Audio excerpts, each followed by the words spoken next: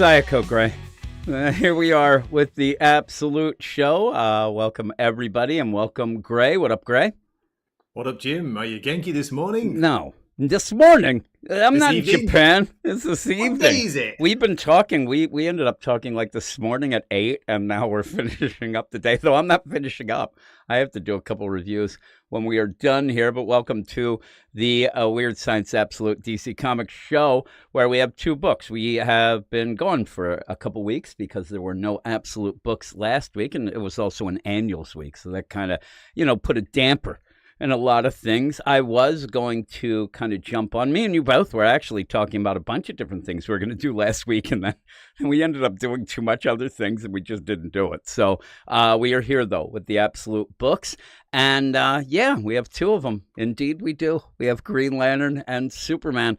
And this is going to be one of those shows where I think I'm going to be struggling to have things to say about at least one of these books. It's a very odd one, and you saying you're going to be struggling to have things to say? Yeah, isn't that what's the word?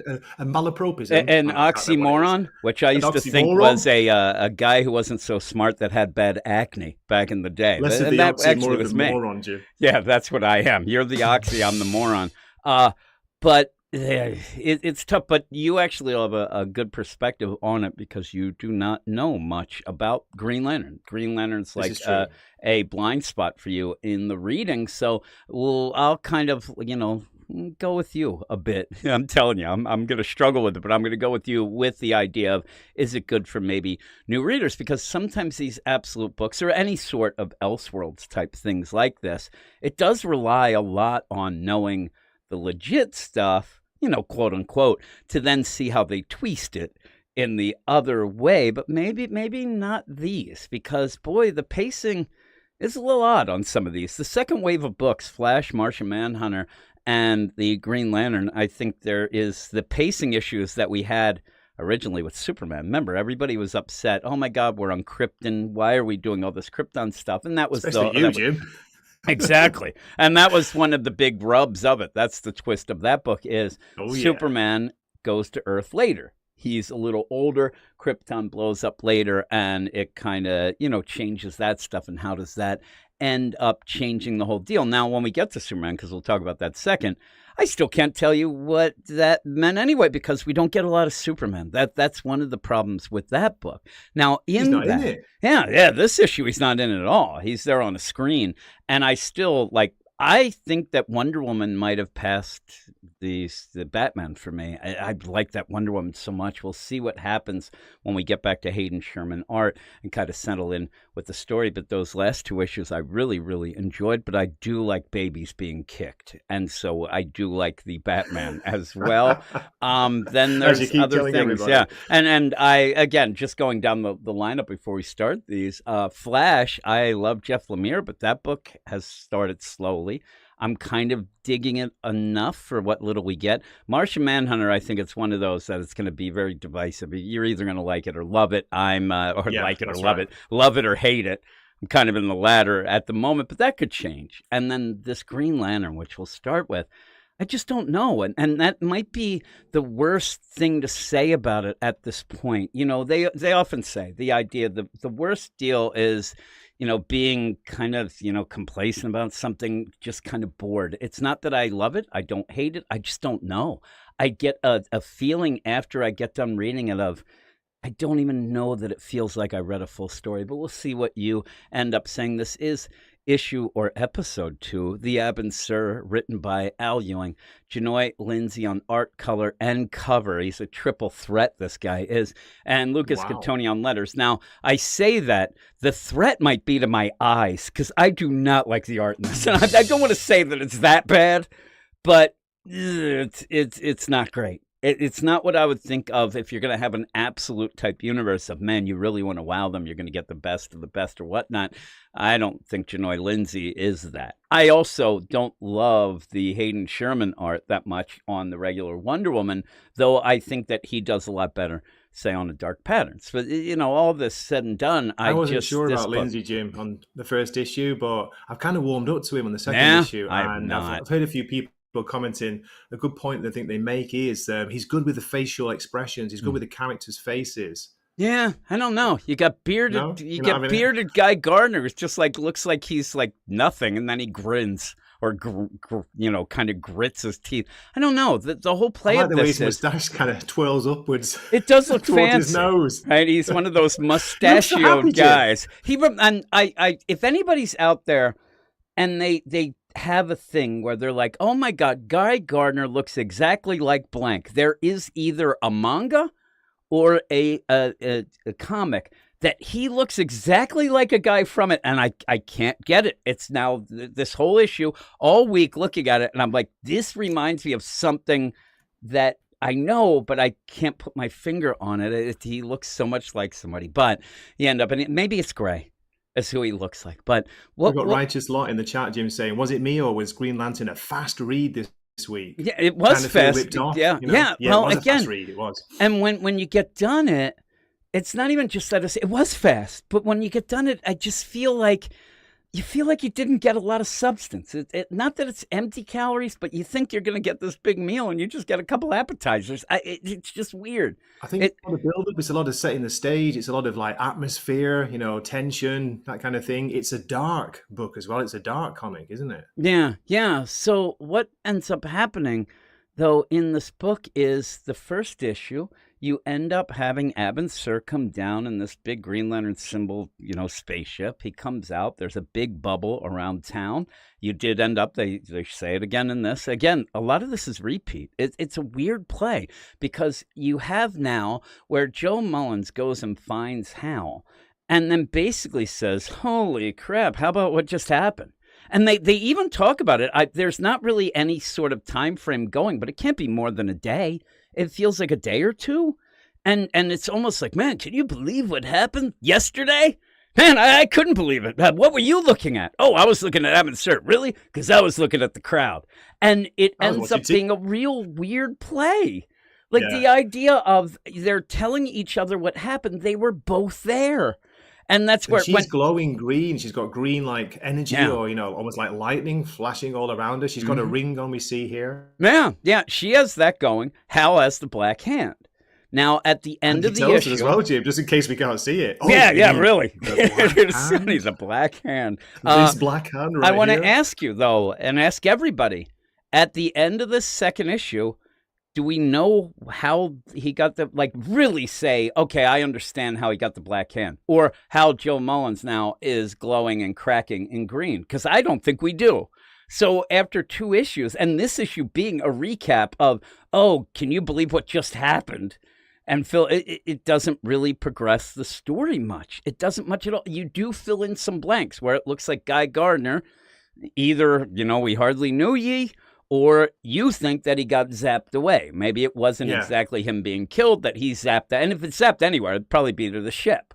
And you'd have to see. Abin Sur at the time he got zapped, he'd put his gun away. He was like, okay, come on, tell us what you want. He was being reasonable. So surely he wouldn't just kill him in cold blood. Well, this Abin Sur is weird. And I don't know if I'm the only one, but this Abin Sur certainly feels more like a white Martian than Abin Sur. And again, Abin Sur, not really around or whatnot in the regular continuity.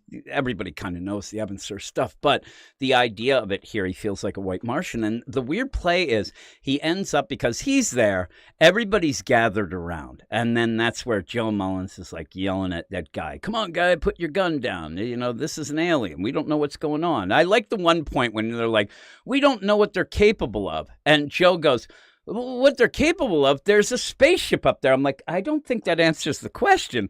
But Guy does put the gun down, and Abin Sur comes off as what we did have a little bit ago in Marvel, where you had that Judgment Day nonsense where everybody was getting judged. And he's judging, and he says, I'm going to judge Guy Gardner. And he kind of says, okay, well, judgment done. And it looks like he's done either eviscerated, completely demolished Guy, or like you said, maybe he did get him out of there, but that made the crowd react. And maybe that's what he was trying to do. Maybe the idea is, let me see how these people react when I seemingly kill somebody that they know.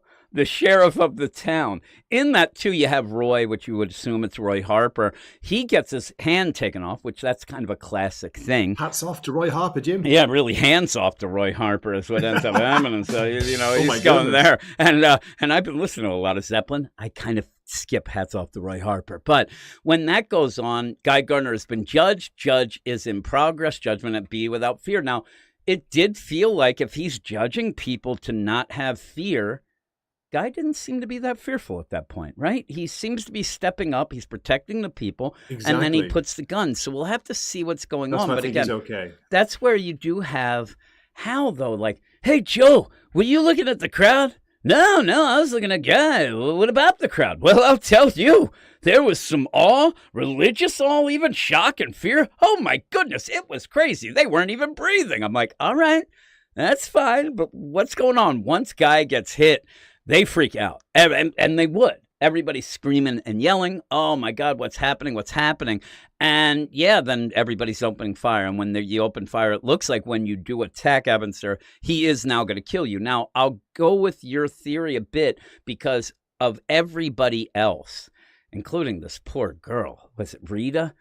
She lost Rita, we hardly knew you. Rita lost her head in all this. She ended up where she should have left herself. Is she a meter maid, Jim? Oh, my God, she might have been. She's nothing now. She's beheaded. But Guy gone, but you end up the hand off of Roy, all these things going. So it looks like if you attack him, for the most part, something really, really bad happens. The worst part is Hal picks up Rita's gun after she gets, Jim, pretty much done.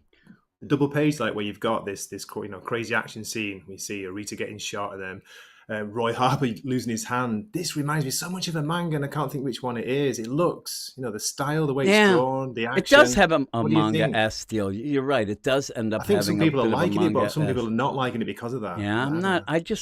There's not really backgrounds, and that's something that kind of goes. That's and true. You kind of get a little bit out of it because they're in a bubble, I think they're trying to say, but there's not much backgrounds, even when you do. Under the dome. Yeah. Even at points you end up where you have like a blurry type deal to try to show motion, but that kind of is a false way to give some background. But yeah, Rita ends up getting her head. She lost her head. It's crazy. And even then she fires at the head.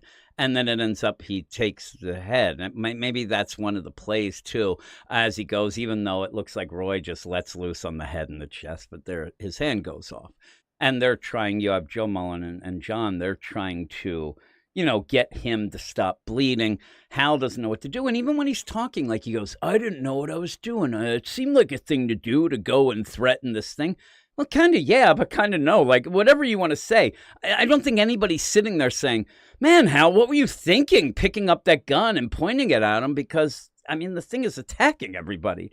And I do like where you have badass arms down, but the others cross like they're like tisk tisk, Hal Jordan. But then they get him somehow. He even points the gun because John steps in between them and says, hey, don't do this. John, seemingly a guy who might not have the fear. It's just a weird play. I don't really know exactly what they're playing with here, especially by the end where Hal then does say, okay, gun down. And then you get that weird thing with John is like, okay, eventually give me that gun. It's not yours. And then that's a big thing for Joe Mullein to say. I'll have the gun when you're ready. Yeah. And I'm like, that's a weird play. Like when you're ready, months from now, I might not be ready ever, Also, Jim, like, why does Abin Sur just like do a Superman and just fly away? Yeah, for no reason. It's weird because it says then without fear, and he's gone. Is that his exit line? It might be. It's like Wonder Woman's with Tom King. No, thank you. It ends up where it does. He's judging people, but he's also freaking out at this point, Abin Sur. Yeah. And he does say to John Stewart, be without fear. And then you get a swirl deal, a little swirly, as they say, and he goes off. But by the end, it seems as if he's judged John to be worthy of the Green Lantern because he seems to have a ring at the end. So again, there's some things in here like, okay, like, is that what's happening? And how do you get the arm? Is this from the gun? Is it whatever? Because you don't really see Abin Sur do it quite, but he has it. And when he has it, it's almost like a symbiote type thing. It even envelopes the gun, all these things going on, but just a really odd play. And there's Joe, because Joe, when they left, Joe was just there nursing Roy, but didn't seem to have anything Trying to happen stop the as bleeding, well. yeah. And then all of a sudden she shows up and she's like fractal green energy escaping from her. And it's a really odd play. And it's very quick because, I mean, we're almost done. Also, I do have to tell you that Al Ewing, and this is a thing with a lot of books anyway, but Al Ewing, when he did Immortal Hulk, it would drive me nuts doing podcasts because he'd always put the credits at the end. It was one of the few books at Marvel that did that at the point. At this point, it annoys me even more because it's not at the end. It's like 3 pages before. I know. Like, what are you doing? He used to love doing those, putting his little quotes in at the beginning. Yeah, remember? Instead of the credits page. It's a quote from, the Bible or some exactly. So I'm expecting it in this as well, I think. But you end up where you have all this going on and they're trying to figure out, oh my God, what happened to us? Hal starts talking gibberish. He starts talking stuff that even Joe says, you're freaking me out. Lose the gun. I love his black hand here, how freaky it looks. The art, I've got to say, is pretty awesome. And how it transforms into the gun. Did you see that? Yeah, kind of. That's what I'm saying. The gun, that's why I said it was almost like a symbiote type deal. But the gun kind of becomes part of the black hand bit. And then at the bottom panel, I'm like, he's David Bowie. Look at him. He looks like David Bowie. But he says, but it keeps telling me I was right. And that's where the point where his word bubble switches to black. So that's something as well. But by the end, I can't tell you what it is. Me I was right. Yeah. What does that mean? I don't know. And I don't know what's Jim? going on. Hell if I know.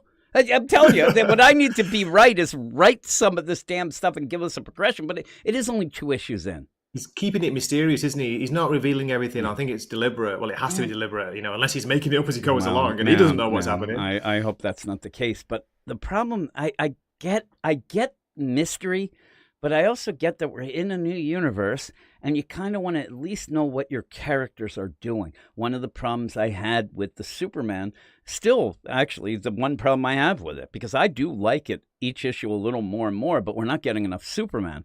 Wonder Woman, I think, is doing really well. And Batman, we get the stuff, too. You get Batman 24/7 in that. So when we do get it, I understand of establishing a world and going and trying to world build. But I kind of think we need character first because you need to get a connection with these characters connected to this world. Then expand it. Then expand because it's new. You don't know what's going on. And I think that's a problem with me with a bunch of these books, especially the last 3, the second wave of Martian Manhunter. And I'll tell you right now, lo and behold, while I don't like Martian Manhunter, I think we're getting a little more of the character in that, even though I don't understand whatever's happening. And Simon can yell at me all he wants. But the idea, the Flash book and this just feel like, hey, look, crazy shit's happening, right? And you're like, yeah, I guess.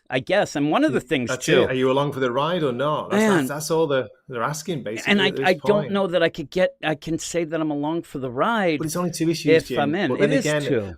We've got Jack in the chat. Jack saying another problem is like the regular Green Lantern books are so good, so he's not getting into this one. It's like when we've got the Green Lantern Corps as well and Green Lantern, they are both excellent. I like both of them a lot. Yeah, and in that vein, if you want to go with that, how about the idea that I am willing to give Flash a little bit of a leadway because I'm not even reading Cy Spurrier's Flash anymore. Oh, no. I've swapped one for the team with the last issue. And I'm going to start reading it. I have to actually catch up on it because me and you are going to start reviewing it. But I hadn't been reviewing it. When Eric left the podcast, I dropped it because I didn't want to talk. I kept asking people, hey, who wants to do Flash? And I couldn't find anybody who was actually reading it until you decided to do it. So I can do that. So we'll be doing. I don't know because I'm gonna, regret it every step of the way. But yeah, you say Chop says I think Abin Sur killed Rita because she caused a death with her ricochet. Maybe, but here's the thing, Chop. I like that name too. I like saying it. Chop. Who caused the ricochet? It wasn't Rita. It was him. So if I know he has to protect himself, but if there's a ricochet, he should kind of look in the mirror there because he's the one who caused it. Though, maybe he doesn't want to get shot himself, but still. Are you saying he should have cut his own head off instead of Rita's? No, maybe he should have dodged it or something like that. I don't know. Or the whole play of it. Again, if you're going to shoot, you're also in a bubble. They mention it. That should be something like you don't want to really fire a gun because you don't know if it's going to ricochet and just keep ping-ponging around. But the idea that might be the case, I just think he just reacted, and he was just reacting, Yeah. boom. And when he went to get Roy, at that point, he was trying to get the gun out of there. But maybe he's sexist. He didn't like the ladies. Like, lady cop, not on my watch, is what he said. My That'd be the goodness. best. But yeah, so it's just really weird. It's really, What's really weird again, odd. Jim, right at the end, to go back to the right near the end, we get a very brief, sort of like out of nowhere explanation from Harley saying, this thing, this Abin Sur, it's hungry, it wants the light. Like, how does he know this? Any spectrum of light, it wants to not absorb it. That's not quite right. Yeah. Weird. You know what it feels like? That's the Black Hand telling him. Because that's when Joe says, what are you talking about? You're weirding me out. Yeah, you're weirding me out. Yeah, let loose the gun here. Stop talking weird with your manifesto nonsense and go. But he is talking, and he's like, looks like his head hurts, and that the idea is like he's talking kind of outside of his own self, saying this is what it's saying, and then it says, but it keeps telling me I was right, and that's not Right. seemingly him. And we still don't know where he saying got it. it from, how he got that. Yeah, I don't hand, know, do we? and if it's like the death of Reed, like you're gonna go with the Black Hand stuff, thinking about death and whatnot, and he was in there, he grabbed the gun, but it can't be that simple. Like, oh, I picked up a gun of somebody, and oh no, now because of death on Black Hand. It's very odd, and they even say in this, they kind of make it seem when they're talking that Abin Sur did it to him, and I just didn't see it. Now, when you have the people around, I know that you don't want to kill off. That's why it would be a shame if we have this universe and Guy Gardner's done. Because I love Guy. I'd like to see some I things. know. So when They you can't, say like, that, wipe him out the but second issue. I don't know if people would agree, but having, instead of, say, Rita or Roy, would have been cool to have Simon Baz, who uses a gun, and that might have been a cool play. The idea that, hey, there's a Green Lantern that uses a gun, and this he's a cop using a gun against Abin Sur and maybe gets his hand cut off, or maybe gets killed in that. I'm sure that if he was in there and he got killed, some people would be happy. People don't like Simon. I love Simon, and I love Jessica. I wish she was in it as well, but I do like Joe. But the problem is, at this point, you're 2 issues in, and one person in the user reviews said, oh, this book is awesome, and I see why they picked Jo Mullein, because she fits this perfectly. This is straight up 100%. I'm like, what do you mean? Because I could tell you that if it wasn't Jo and it was Jessica Cruz, nothing really would change. If it ended up being Kelly Quintana, the Teen Lantern, nothing would change. You would just have that's what I know. That's what kind of drives me nuts. If I've Hal seen was people arguing Kyle, again wouldn't matter. In reviews, like, Joe's the main character, and it's like, well, she doesn't appear to be so far. It's mainly Hal, isn't it? Hal's got the most of the majority of the scenes. And then she John like at the end has character. the biggest moment, because then all this, and again, it almost feels like Abin Sur, as he left, when he said to John, listen, because he didn't say he was judging John. He changed his deal and just almost giving him a tip, like, okay, John, you're in. Be without fear. It's not like it was very odd. It almost felt like, hey, you got dirty ears. What's behind your ear? There's a ring. Because all of a sudden, where did he pull it out? His prison wallet? Because at the end, he's like, I think I have a way to fight back. And I'm like, all right. It looks like that might be maybe picking it up. Like, the idea, it goes in his pocket. But they're also later, and I don't know, maybe that's like when Roy gets hit, that's the ring that falls, because it doesn't look like a Green Lantern ring. It looks like a wedding ring. But we'll have to see. We'll have to see how he got it, what that was. But that's the problem after 2 issues. I sit there and I'm thinking, and then you get little things like Alan Scott's Atom Bomb Cafe and Diner. That's not going to wow me when I want to know more about the characters. I know that the Green Lantern stuff is very vast. It's galactic, so it's a crazy idea. And in that, it does feel like maybe this whole play, Abin Sur, has been affected by the dark side Omega energy, because there is mention even with that of the idea something's wrong. We've had that in a bunch of the books. But at the end, I just can't grasp the idea if I like it or not. It's that simple at the end. It's such a quick read. And then at the end, I'm like, I don't know if I enjoyed that. I don't know. And I still don't after 3 times reading it. I just feel like, okay, there might be something here we're not getting yet, but how long will I wait around? I'll wait around forever because we're reviewing it. But if I was buying it, I think at this point, this would have 1 more issue. And if I wasn't impressed, I would put it aside. I wouldn't say I'm never going to read it. I would just put it aside and tell people, hey, tell me when it gets good. I'll read it in the app. I'll get the trade, which is fine. I would still probably get back to it, and it probably will get better. And just as a little bit of a or a PSA, like an asterisk here, I don't like Al Ewing at all. I don't like his writing. I never have. I barely liked the first bit of the Immortal Hulk. But after issue number 25, I was completely out. Most of the things that I read with him, including Metamorpho, I actually more hate than even dislike. And so he's not the guy that I think is the greatest writer of all time, where some people say that. And in this, I don't know, because most of the times with Al Ewing, what I find is he meanders a bit. He hits on beats that I don't think are that important in the, kind of sacrificing what is important to things that just catch his eye and things like that. And he likes to be wacky and things like that, but I just don't like him, so I'm worried that this book's going to be like that. But there's something there. The something is, and again, this is how I'll end this whole thing. When there's a mystery, I hate that the mystery is based on just the fact that there's a lack of info. Anything could be a mystery if you don't tell people what's going on. That's not a great mystery. A great mystery is having some facts and trying to figure out what they mean and whatnot. This seems like it's more of, we're just not good. We're having things pulled back so that it makes itself a mystery in a convoluted, like, kind of forced way. But what do you think? Yeah, was that line you always used, Jim? A mystery wrapped in an enigma and a whisper down the lane. That's what it feels like. I'm like, I don't know if I'm going to solve this, right? But it seems interesting. I'm into maybe. The atmosphere. I'm into the atmosphere. I've seen quite a few negative comments about, it's he's going for cosmic horror, and I don't want cosmic horror in my Green Lantern book. But what I liked was the slow build-up of kind of dread. When they're trying to communicate with this alien, they've got no idea what it wants, what's going on, and then it looks, from our perspective, it looks like it's an evil being. It's like some kind of deadly angel, doesn't it? That's just like laying waste to the people. But I think there's more to it than meets the eye, Jim, just like Transformers. Yeah, that's something that I don't really love.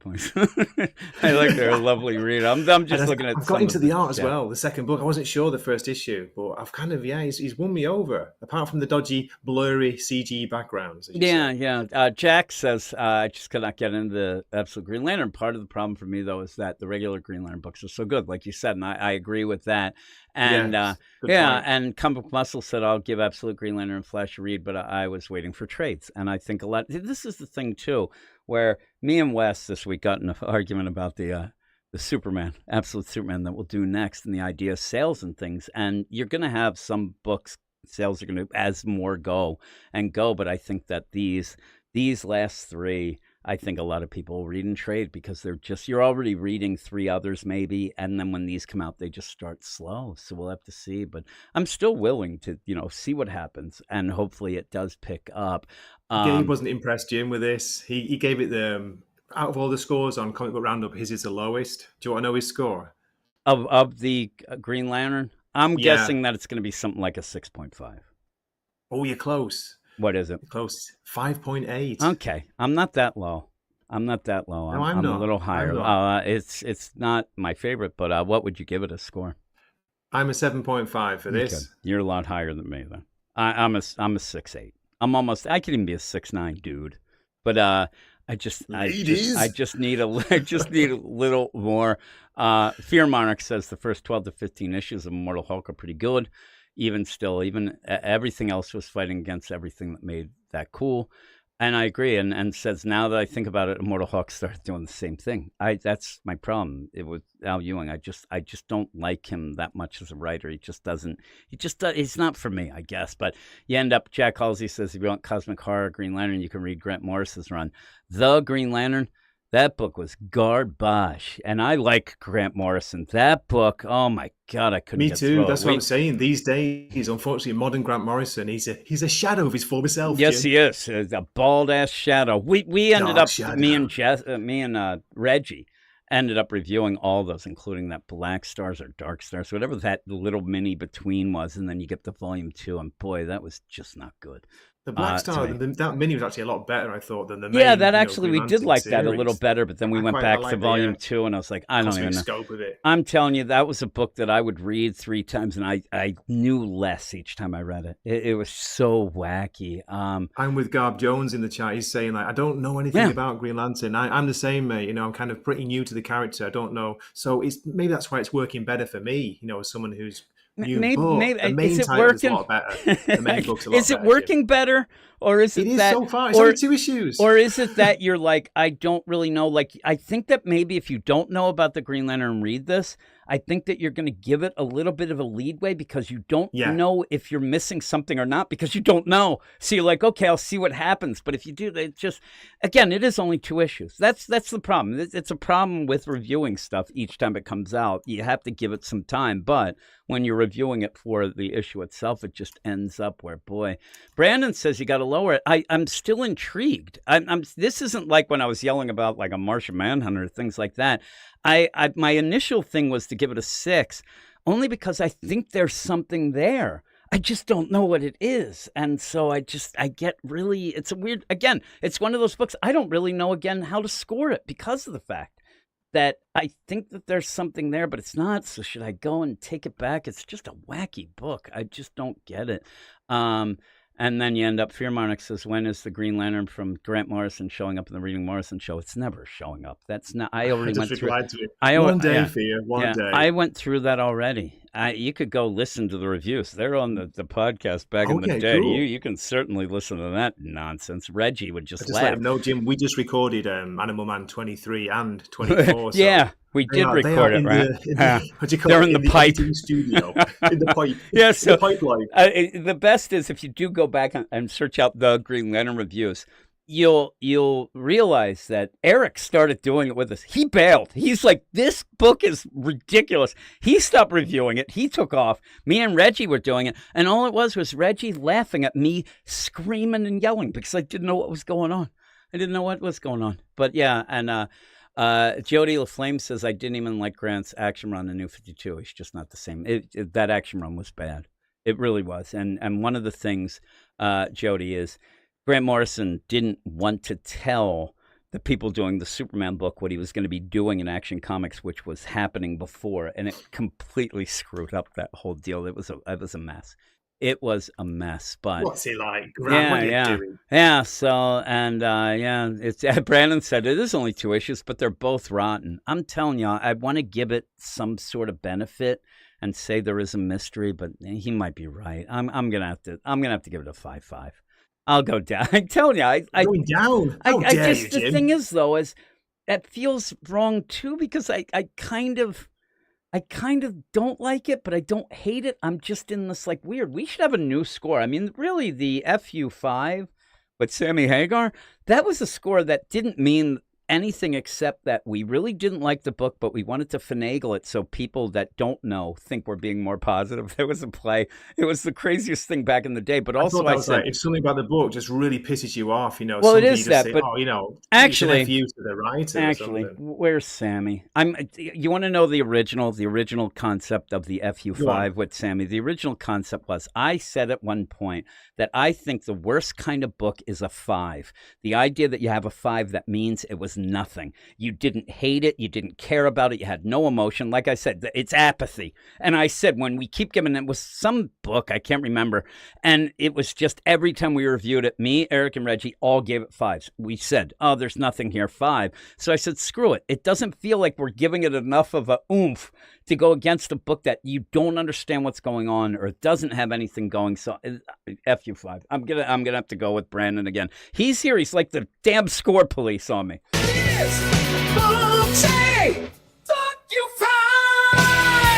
Don't like to curse too much. There you go. I'm going to have to do it because it is the definition of like a 5. I don't have any emotion. I'm wondering what's going on. So unfortunately. I had to put my fingers in my ears there, Jim. Yeah, there you go. Was that a swear word? Was that a curse word? That is Sammy Hagar. I didn't do it. It was Sammy Hagar there. He comes in. He doesn't come in cheap either. Brandon as well. Brandon, it's your fault. I remember the first time that we were doing something on YouTube and I wanted to hit that and I was really worried that for that little bit they were going to copyright strike us, but they didn't. So we're good. But cool. Yeah, I'll have to go with that. But we'll go to the next book. It's a book I like a little more. It's a violent issue, and I do think that Gabe, being the prude he is, sus Gabe, I don't think he liked it as much because of that, but that's a weird play. It's a weird, Gabe has some weird takes sometime, and he did end up telling me, oh man, it's dark as hell, you should see this. And then I read it, I'm like, Yeah, I get it, but it's not as, nothing crazy. But No, it's pretty dark, Jim. It's pretty yeah, dark, but it's it a is. great But alien story, and it's yeah, not Superman the alien in this. yeah, it's not Superman, which is right away we can say that that's a bit of a problem in this book, the lack of Yeah. Superman. But as you go again, where I will say something, and I did get called out on it by Wes a bit because I have been very vocal about not having enough Spider-Man in the Ultimate Spider-Man. So should I still think the same, but this has half the issue, half the issues or whatnot, but that is still the problem. The problem is, and people seem to love that Ultimate Spider-Man. So here it is, Jason Aaron writing, and it is Ultimate or Absolute Spider. Oh, what am I saying? Absolute Superman, Absolute Spider-Man, number Ultimate 7. Jason Aaron Sorry. writing, Carmine Giandomenico art. So we have a fill-in artist because we have this separate story. I don't mind that when you go and do something aside, like a kind of origin of Brainiac, though I would have liked the Sandoval art, I guess it was, and having just the flashback be Carmine Giandomenico, but it's okay. I don't mind Carmine. Ulysses Areola. Hey, Carmine. On colors, and Becca Jim, Carey on colorist, letters. by the way, my favorite colorist, Ulysses Areola. Yeah. Come on. Yeah, Areola. Indeed. And we might get blocked with that there. I think that the funny thing is that people remember when Ulysses Areola first showed up, just went by Areola. And I laughed so much when we were doing the credits. I'm like, I don't want to laugh at this, but it was just Areola. And then somebody must have said, hey, listen, that means this here and whatnot. And he's like, okay, put Ulysses in the front. It made me giggle. But this says, prologue, a mind is a terrible thing, Superman, son of the demon. This is all going on with this, and it is an origin story of this Brainiac. Now, in the actual universe, they think that Brainiac's an AI. We know that it is Brainiac who's running the things behind the deal. We had even when he was talking to Peacemaker, who shows up again, unfortunately for him, by the end, but also even stuff with Lois and things like that. Remember when she was writing that article or whatever, and it kept changing it, that report. And she's like, oh, this damn AI. But obviously it's Brainiac. We do find out what makes Brainiac tick. And basically Brainiac is batshit crazy. Brainiac has gone insane, especially because he was just a guy. Yeah, he actually, and some people have said it, I agree, he comes off a bit like the Joker in this, a Brainiac Joker even.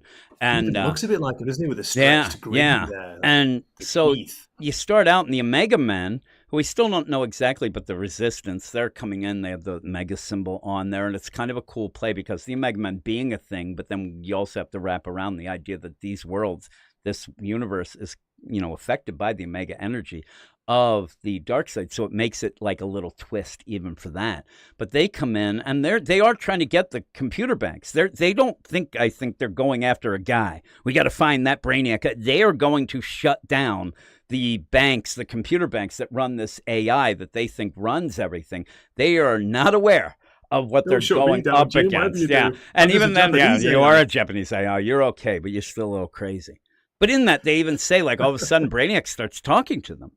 And they're like, oh, my God, it's infected, the system, whatever. And it's kind of a fun little play that they still think that it's just this computer deal. And yet, Brainiac kind of is. So it's that cool play of it. But we then find out what makes Brainiac tick, as I said. But before that, you do end up where he shrinks the skin of this one guy. He just ends up awful. This other guy's throwing up his bones. It's bad. But it does sets up a threat. I mean, this makes Brainiac a hell of a threat. Also, the craziness of this, I think that it goes against the regular Brainiac, who really is smart, calculating. So that's like the coldness that is the scary thing of a regular Brainiac. But I'm telling you, I don't want to get near a crazed out Brainiac. This Brainiac is insane and seems to want to tinker. And he enjoys causing pain. He enjoys torturing the people, doesn't he? Yeah. It's horrible. Yeah. I mean, even at a point by the end, he's not even threatened. And he says, I think I'll have one of my Brainiacs that I made to mold itself so I can watch it. And that's crazy. Yeah, that's just insane. These guys are dead. They are done. The one's just a pile of goo with a mouth. But yeah, they get What's all going on with taken the away. big hand, Jim? Talking Yeah, about that black guy. hand. We've got a giant Black hand in hand. this one. I thought it was Dave Grohl in that Everclear video. He's like, all of a sudden, he's got that big hand slapping people around or whatever. And he's like, oh my God. And also, just as a weird reference, if anybody remembers the Atom in the Convergence story, he had this huge hand. It made no sense to me. But you end up all that going on. And then you see Brainiac. And literally, if Eric was still talking with us, he would have went nuts because Eric hates anything with those blade legs. He thinks that's what caused that one runner to murder his wife or whatever. It was the blades, not the guy. The blades did it. And so, yeah, you have him walk in with these blades, and he just looks awful. Just awful. And he's also ripping a guy apart while he's talking to him, and that's just insane as well. And says, and keeping him alive. He doesn't let him die either, just to make it worse. Yeah, and he's like, don't wiggle. That's going to affect things. I like to tinker when I feel anxious. And what he's anxious about, he says, is this Superman quandary that he has. He doesn't he know. uses the word darn. Where's he from, Brainiac? Oh, this darn Superman problem. Yeah. It is funny where he's like, I'll rip a guy's, guts out from within and I'll shrink his skin, but I don't like cursing. So he ends up where also he's again. This is the insanity of him. He has the bottled cities. He has done that. They're all around him. He's tinkering in that. It's almost like I want to feel your thoughts because he's got his head opened up and all that crazy stuff. He's even itching at his head. Even says at one point that he has this bit that he loses his mind, and he doesn't like that, and he's tried to cut some pieces out, but it's not working. Like, he's insane. But he ends up going up to one of the bottled cities. We don't know what it is. These poor people in the city, how are they going to know who Superman is? They've been in a bottle. And he's like, who's this Superman? They're like, Lord Brainiac, we don't know what you're talking about. It's like, get the heck out of here. Next year, it's so tiny, the bottled city. It's pretty cool. We know nothing. Yeah, we're like, we know nothing, please. And how would they know anything? They're aliens in a bottled city. And he's like, who's the Superman? And then he stomps on him. I do like where they're all like walking around like ants. I bet you if they squish them, they'd smell like blue cheese. But you end up where he just stomps on him. And then that's where he's crazy. In with him as well. What's going on? The crazy deal in a character like this, that I think Jason Aaron does well, is if he stomps on him and says, you know what? I didn't like those bastards, those jerks. That's not the crazy deal. The crazy is when somebody does that and then starts apologizing to himself and the guy he's working on with the brain salad surgery. Yeah, you know what I mean? And that's the guy that we had at the one point where he grabbed him with the hand. I can lose my mind a bit when I'm angry. It's a bit like you when you're hungry, Jimmy. Yeah, exactly. It's when I'm angry, hungry, whatever. And it just, I'm telling you, I don't know why. But I swear to God, at one point, I want him to hit the thing, and all of a sudden, Singing in the Rain is playing, and he's going to dance around and then start doing the ultraviolence. That's what it feels like to me. He's going to put a bowler cap on, start dancing around. He's that crazy, and I think that... milk. Yeah. I think that some people reading this and not liking it, whether they can like whatever they want, but I think they might be missing the point of just how crazy crazy this Brainiac Jim? He starts talking about it, when he's losing his mind, when he's angry. I've tried carving the offending parts out of my brain, How but I crazy suppose is I have that? to keep digging. It's like, he's like, I'll just keep doing it. And then he says, once I've solved this Superman-shaped puzzle, that's what they call him, the boy who bends steel and leaps through clouds, but no one knows who he is or where he's from. And Ra's al Ghul is growing impatient. So that's the other thing. Brainiac's not in control. He's under Ra's al Ghul, and Ra's al Ghul is giving him crap. And I bet you part of the crap is, listen there, Brainiac, you crazy-ass bitch. I let you go and do this stuff because you get things done. You stop getting things done, and what you need to get done as a Superman, I'm not going to let you do this bottled city stuff. I'm going to come and all this is done. Because I think Ra's is funding all the Lazarus, obviously, but I think that's right. I think Brainiac's allowed to do what he wants because things were going smooth. Now all of a sudden Superman's in there, and Brainiac's the one who needs to take care of it, and he can't even figure out who he is.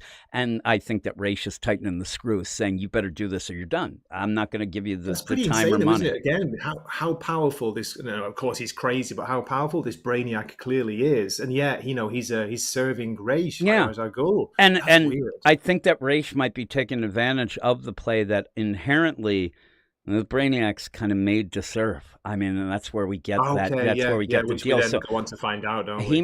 He might even feel like okay, I feel better when I'm doing something for it's a weird For play. I somebody. think there is He's been on more his own to it too in long, this. There's Gianni. layers. And then they go many years earlier. Now we see the best is when you see the moment that he cracks, and I'm like, oh God, he's definitely insane, because he ends up coming out of pretty much, the factory line. Boom. Hey, I am Brainiac. Yes, you are. You're part of the collective, and you're this number. And even's like, he doesn't know anything. What is the collective? Oh, it's all of us. 419,732. Yeah. And he says, well, God, what level am gracious. I? And at one point, this other Brainiac, when he comes out, says, you don't need to ask questions. But again, that's a thing that a Brainiac seeks knowledge constantly. And that is where he starts going insane, I think, is the idea. Also, he's kind of shoveling himself into a fire pit because it's refuse, but he doesn't even know what that means. They hand him a shovel and say, your job is to just get all of these crazy, defective, done Brainiacs and put them in for recycling. That's it. And I do like also, where... never leave this room. Yeah, you never leave That's it. a bit strict, isn't it? Yeah, and when Brainiac says, how long is my shift? How long do I do this post? And he says, how long does it last? As long as you do. This is it. This is his life. He shovels refuse, and it seems to be Brainiac. So he's shoveling himself into these pits constantly. And so you do see it. It looks at one of the points. It does look a little like Terminator. Like all of a sudden you think a machine's going to come and crack some skulls. But look at the amount that he's shoveling, and then more just keeps coming and just slopping on him. On his own, Jim. No help. Yeah, he's got none. to do it all by himself. Yep, it's like the endless job. Yeah. I'm in hell. He out of is. here. He's there rolling the stone up the hill, and then it rolls back. Yeah. So you end up where I like a day 2,844 where one of them wakes up and you do your job.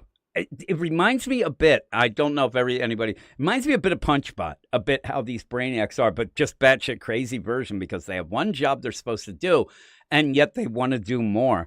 And so you have Brainiac go, and he gets attacked by this guy, and I actually love this dialogue with this one, where he says, I'm Brainiac, what is it, like 8,238,759. I stab, I kill, and goes after, and then you have our Brainiac say, I'm Brainiac, and he says the number, I shovel. And ends up, boom, I shovel, and just keeps, and he goes back to it. Goes into his head. I just done, and then just has to keep going. This is where he breaks. This is the best, where he ends up and he's talking, and he's trying to figure out, and this is day 13,638.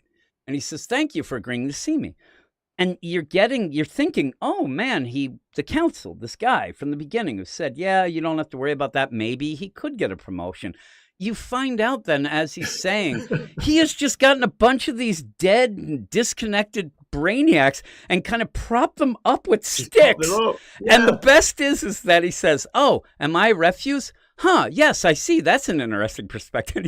He doesn't even make up other names. They're all just Brainiacs, because they are. He's like, that's great, Brainiac. And then he goes, ha, how amusing. You always say the most humorous things, Brainiac. Why, thank you, Brainiacs. I am pretty funny. You're looking good today, Brainiac. Yeah. That's what it seems like. Hey, Brainiac, you're doing a great job. Well, thank you. Thank you for being my friend. Exactly. And he says it, and that's, again, it's kind of sad. But the idea where he's lost his mind. He's doing this menial job, and he can't get that to make sense for an overall deal, and he's kind of made his own little thing. I'm surprised he doesn't have like puppet shows and things with the other Brainiacs doing crazy stuff with him. But at one point, the Brainiac refuse, it stops. He's like, it stops. So what do you do when your only job is to shovel up stuff and it stops? He's like, I don't know. So he goes and he walks up to the command center. He's never been here. He's kind of like, okay, he passes bottled cities. He goes, he ends up passing some Brainiacs in stasis, and then he goes, and it does, I mean, to me, it does look like a self-deleting captain who something went wrong, and he ended up, yeah, because he's got that gun there, like something was going on, but the ship's still going. Brainiacs go crazy in the engine. That might be the deal. It might be that they have a limited shelf life, and that's why there are so many Brainiacs. Like, why would you think there's that many Brainiacs that are getting thrown away? I don't really think they're rebelling a lot. I think they might go insane. And there's a shelf life to it, and it just keeps recycling. Just the idea. Our Brainiac is what, in the like 400,000s or 4,000, something like that. And the guy that ends up, who ends up saying, I'm slicing and dicing, he's like in the 8 millions. Like, there's a lot in between. And so all that going down, that might be a thing. He might be past his time, and they might want to get rid of this guy because he's insane. Again, Jim, I don't know much of the history, like going to the normal, the original cold, calculating Brainiac, but do they like populate a universe or, a galaxy? They collect stuff. They end up where they go. And aren't they? The big thing is that Brainiac goes, and it's for study, but he also ends up assessing a threat of a place, gets a part of it, and then they blow it up. So they have the last bit. They're kind of the collectors and things like that. But I kind of like this. Again, Brainiac is a cool villain. I'm kind of done with it. We just had him. We had him in the last days of Lex Luthor, and the big play is, oh my God, he's cold calculating. He's smart. Okay. I don't ever. Superman in that even said he's like my biggest threat. I never really feel the threat as much. I know he's a threat, but when you get, say, a Cyborg Superman come up, the threat's immediate. Oh my God, we're gonna die. Brainiac is just like, yeah, I'm gonna shrink your ass. I'm gonna do this. This Brainiac is lost as a threat, and legit at this point, this is a problem though. I think that Brainiac has now become the most interesting person in this book. And that shouldn't be. It should be Superman. Whether or not you want to have Brainiac really interesting and a threat, I think we know more about Brainiac now than we have with Cal, and I think that I'm more interested in Brainiac. I'm not rooting for him. Yeah, because it's a single issue focused solely on this character, so you spend all this time building it up, and you got to say, Jason Aaron does a good job. He's a fascinating character. Yeah. I think it's pretty well done. And again, it is. I can't get past the idea that you're not getting a lot of Superman, but if you're going to get the origin of the villain, probably the second highest villain in this because of Raish, but Raish, I think, is going to turn into more of a world villain, like a villain for the overall books. I think he might become, if you end up having, a Justice League and things like that, I think they will be going against Raish. But in this, the immediate threat is Brainiac because it's his task to go and find out who Superman is. But boy, if you're going to stop and do something, I think this is pretty crazy and pretty good because then he starts talking. He's there with Big Hand. I don't get it. I mean, I'm telling you, this guy is crazy. And one of the things that I will tell you, they have that big hand. I think the only reason they have the big hand, first off, it's funny, but it's also because this isn't, Peacemaker. So when you get later to Peacemaker, you need to say, okay, that's not him. Because at one point, you do have this big hand guy. He's kind of getting swept up by the other Brainiacs, like the side Brainiacs. And I'm like, okay, because at first, when I first read it, I thought this whole time that was Christopher Smith, the idea of Peacemaker, but it's not. But in that, he ends up where you see the crazy Brainiac, he puts his hand on Big Hand's hand. It's kind of a touching moment when he's talking. He wants a friend. Thank you so much for being here. Thanks it's for so weird. me. That's what I'm saying. He's insane. Again, he's acting like he did with those dead Brainiacs. I'm like, oh, this guy. So then the best is I figured the way they were playing it, there's no other Brainiacs. But he gets on the horn here and it's like, hey, I'm calling a meeting of the Brainiacs, Council of Brainiacs. I love the idea. He still is a 0-level Brainiac, and he's calling a meeting, and they don't know what the hell's going on. They're like, wait a minute. Who the hell called this meeting? Yeah, like, you start telling him, don't you? Start bollocking him. Oh, yeah, and he keeps ignoring it. He keeps kind of like, okay, but anybody know of anything called Superman? And also, I have a sample of this red dust that came from his cape. Anybody recognize this? At the one point, they're either about to press this hang-up button or they're tracking him, and they're like, you are not authorized for this. And then somebody just pops up. This lady goes, oh, yeah, I know what this is. This is Krypton. That's right. She keeps a connection because everyone else is switching off. You can see the screen. Yeah, they're off. She's there. See you later. And she's there. It's funny. Yeah. And the best is she's like, yeah, this is that. I'm going to send over this deal. You can print it out. You can check out the sample of Krypton. Very radioactive. We know it'd be kryptonite. But then at the bit, he's like, hey, who is this anyway? And he's like, yeah, I'm getting a sunspot. It's getting crazy. And hangs up. And I'm transmission. Like, oh, it's so funny with the deal. And he ends You break it up. Sorry, Lady Brainiac. Oh, it's the best. See you later. I love that. It's like, I think somebody didn't pay the bill. I think it was one of them other Brainiacs that ended up disconnecting. Boom, boom, boom. And says, I have a query of my own. Who in the hell are you? Who in the name of Glue called this meeting, and he's like, no Brainiac, press identify the yourself. button. He's like, yep, done and done. But Click. she did end up sending the sample. He does print it out, little 3D printer.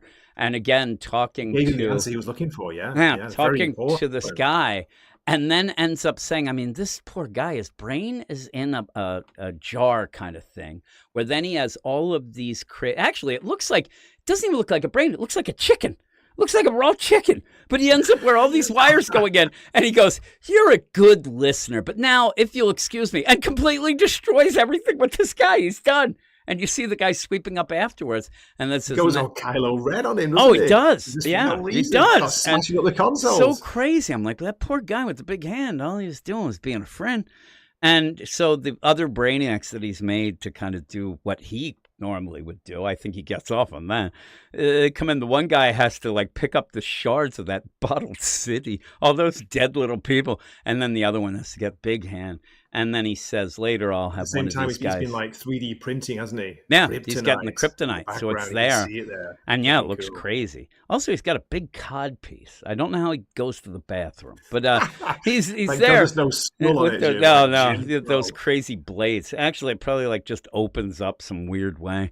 But yeah, and he says, and there's a little mini Brainiac inside. That would be funny. It's like Krang. It's like yelling and screaming in there. So you end up where he is very technical with like the captain's log. I don't know where he puts the captain's log, but when he does that, but he says all this, and then at the end he just says, yeah, and I think I'll emote one of these guys. It'll be fun watching myself die. I like doing that. Keeps me alive. Makes me remember what's going on. And then even after that, he's like, and Saturn will be visible in the night sky. Like, that's just part of his daily routine that he's setting up. Yes, Brainiac. Yes, oh, Brainiac. Yeah, they don't want to be the deal. And then he goes over, and it says later, and that's where you do a Peacemaker. And you end up with Peacemaker Smith, Christopher Smith, who's there. And some people were talking about, like, you get Peacemaker, but then you could end up with a Metallo. Then you could end up even with a Cyborg Superman. There may be a play that he might be all of them. I don't know, but he definitely is. Yeah. He's alive, but boy, he's not being worked on as much as Big Hand, because Big Hand had, like, his legs were separated, but they were held together with tubes and things like that. They're kind of making him the Metal Man or a Metallo kind of deal. I think his brain is still in his head as well. That's what I'm saying. He's getting the good treatment. It does look like he's even at points like even getting like some crazy acupuncture type deal, but he is in pain. And they're also keeping his eyes open, like he's Axl Rose there at the, in the Welcome to the Jungle video, though I should have used the real deal of Clockwork Orange since I already did that before. But you end up where he's like, is this punishment for Pakistan? Just kill me. And that's this is the worst, where he really like, kill me. If it's for that, I'm sorry. I messed up. Whatever. I deserve to die. Please just kill me. I don't want this. He's being rewarded, is what Brainiac says. Oh, no. Raish loves her. This is a reward that we're giving you. He's like, please Al Ghul was very impressed with your work in the field. Yeah, and says, we're going to a war zone, the most dangerous place on the planet right now. We're going to send you, and you need to be this this place called Kansas. And like, oh boy. Soon to be the most dangerous war zone on the planet. Yeah, what's going to happen, Jim? Are we in Kansas anymore? They've tracked them back to Smallville, I guess, and they know where to go, and they're just going to start blowing things up. So we'll see what Superman does. And I think it would be the idea they're going to go where they think, we'll be getting a little bit. He'll end up reacting, coming, and then they'll try to capture him. But we'll see how it goes. But I thought it was pretty good. I thought the layers of Brainiac were just insane and really, really well done in the way if you want to end up where you're scared of Brainiac, that he could do anything, that he's just a loose cannon. He's betcha crazy, but he is... Like, again, this is the thing, you might lose track of the thing. This is what told Christopher Smith that he was fine to go back into the field. That's why he ended up freaking out. This is the thing that tells Lois that she has to do this and that. All of Lazarus is being run by what they think is an AI, which legit is an insane Brainiac that wants to cut piece of his brains out because he thinks that he's not feeling well and things like that. And that makes that whole Lazarus deal, even that, even more dangerous because who knows what he'll tell them to do. And they follow his orders. You had them do that. Remember, the big thing with Peacemaker Christopher Smith is the idea that he said, I'm not ready to go back in the field. I don't think I can do it. I'm having flashbacks. I don't feel like I should be going. And the Brainiac AI said, no, you're clear. You get back now. And he's like, okay, I go back. And that's what happens. But we even said, me and Eric were doing it at that point. We thought that maybe Brainiac was at that point pushing to really mess with people to get them to this level. And it might be the case, but it's crazy. It is a crazy deal. What would you give it? Yeah, and for a second reading, well, that's my third reading now, going through it with you, I really, really enjoyed it. I've changed my opinion about it. The first time I read it, Jim, I found it pretty dark because it is dark, but what you were saying about setting up a really good, terrifying villain, a compelling character, Jason Aaron pulls it off really well. The art by Carmine di Giandomenico. Hey, what's going on? It reminds me of his Joker work, the Joker book he did. That's why maybe it's got a bit of a Joker look too. Yeah, maybe he does. I will say Fear Monarch. 8.5, Jim. I'm 8.5. I think I'm an 8.5 as well, and it's really I've positive. Gone up. Last issue I said 8. It's a great sci-fi story. I'm a sci-fi fan, by the way. I like a good sci-fi. Usually a book over a movie. Good short story too. Yeah. This really works for making a villain. I agree. It's funny. It's funny at times. There's some weird humor in it. It is weird. There is. I was going to mention the shoveler from Mystery Men. Fear Monarch said, I'm like, look at him. He's the shoveler. Look at Theobonic. And there is Josh just showed up to see Gray speaking another language. Josh is there. It's the Queen. It's the Queen's English is what he's speaking. How dare you? How dare you? I think he wants me to start speaking like a Japanese AI. Well, he's about to hear a song because we're about done here. I'm giving an 8.5, like you said. I liked it. Again, I'm having problems with some of these absolute books when they're not hitting with me because they're hitting in a weird way of I just don't know if I care. And that's... I'm surprised, Jim, by your score. I thought you were going to be lower. No, I really liked it. I positive. I ended up getting upset, and me and Wes argued about this book on the show that we do on his Patreon. We were arguing. I was yelling at him, and he was yelling back at me because I think that this book is good. It's not... It does have problems, but I think it's good. And this issue, judging it on what it is, which is a Brainiac origin to get you, kind of scared of Brainiac, I think it does a great job. So I'm going 8.5. But that is it for the regular show. We're going to end up getting out of here, but we will hang out for a little bit. Jim, before we go, just a couple of things. Josh, nani iteru no? Bakajiji, desho? Okay, thank you. I don't know that Josh is going to go on a date with you, Gray. I think your wife. I speak Japanese, if you don't know, and I have dirty knees as well. Look at you with your Japanese AI songs. You got that, but yes, it's Japanese, just teaching I'm learning Japanese one song at a time. So, and by the way, Brainiac, I think, made this song that we're going to go out on. But we're going to go out of there. We will stay for people who are on the live stream. We'll stick around and talk a little about some things just for a little. I'm not going to be hanging for 4.5 hours today because I still have to record stuff for this week's podcast, and I'm doing it with Zach, and he is he's going to bed early, he told me. So he didn't say that. I said, I actually said, can you record after we're done Absolute? And I think he was wary that we would sit here for 4 hours afterwards. He's like, as long as it's not terribly late. So he didn't give me a time. Terribly late to me is like 2 a.m. So he might be in trouble. But just as an aside, we're doing Batgirl and Birds of Prey. I haven't read either of them, so we'll have to see. But yeah, thanks everybody. If you aren't aware, we do a bunch of live streams on the YouTube channel here. If you go and subscribe and hit those notifications, you'll know when we go live.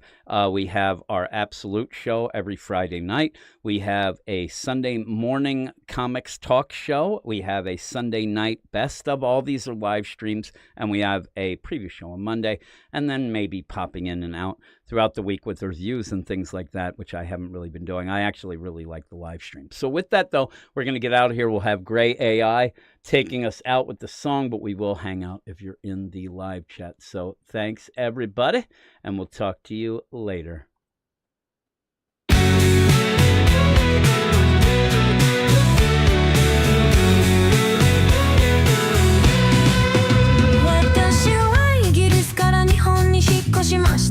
感動して感謝しました」「本当に大好きです」「私は普通の男私はもう本性の愛です。私にからかわないでください。そうしないとあなたは消えてしまいます。私は普通の男です。でも私はあなたを殺します。だからそのまま受け取ってください。足元に注意した方がいいよ。準備をしてください。フォローしないと大変なことになりますよ。私に中途はないららら。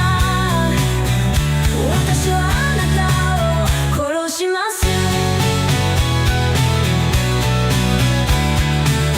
私は日本の愛です。あなたは警告されました。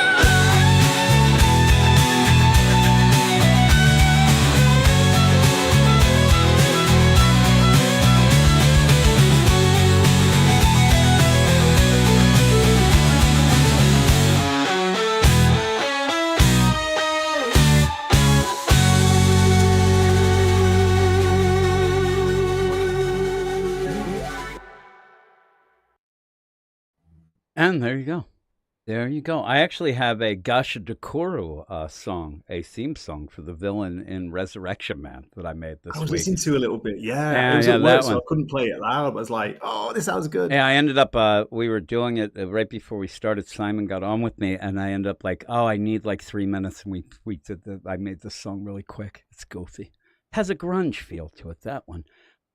Also ended up where I said I got a copyright strike for a 50s song that talks about getting 2 BJs a day. I don't. How am I getting copyright struck on that? Who ended up having that song before? I don't understand. Elvis Presley's early hit in the 50s. I'm still fighting it. I'm still fighting the deal. 2 BJs a day. They say that sometimes it'll grab like a little bit of a melody line and stuff, and think that, and they err on the side of caution, I guess, because they're running scared that they'll get in trouble. I heard from another channel, Jim, that you should actually do dispute it, because the majority of the time they'll just drop it when they said that, did they? They're so warned off doing that. Most people don't. I've had like 4 things that happen. I disputed them all and got shot down every time. Oh, really? And then it gives you, with a copyright strike, with a legit, sometimes what happens is you get a copyright strike and because you just had the thing. I used to put up parody songs. And if you do that, what'll happen is they'll take the money. They'll take the monetization. So that's fine. I mean, I'm telling you. Yeah, that's what I'm saying. Some of the things. But no, this one was straight up. It got taken down. And it said in the deal that if you do fight it, you can lead into, putting yourself up for legal trouble. I'm like, are you just trying to scare me, or just like put you off? That's what I think, but I'm like, but then again, I have that. Saying that I think there's a way to see what the actual claim is for, like what the original source it says is. In the chat it just says melody line and lyrics. The lyrics are legit. I went 2 blowjobs every day. And like I'm like, I don't think that this goes with anything. I don't think that this was ever a thing. Jim. Yeah, well, it kind of gets I'm not anymore, it kind of gets a little like it ramps it up a bit, but I don't know what it was just terrible.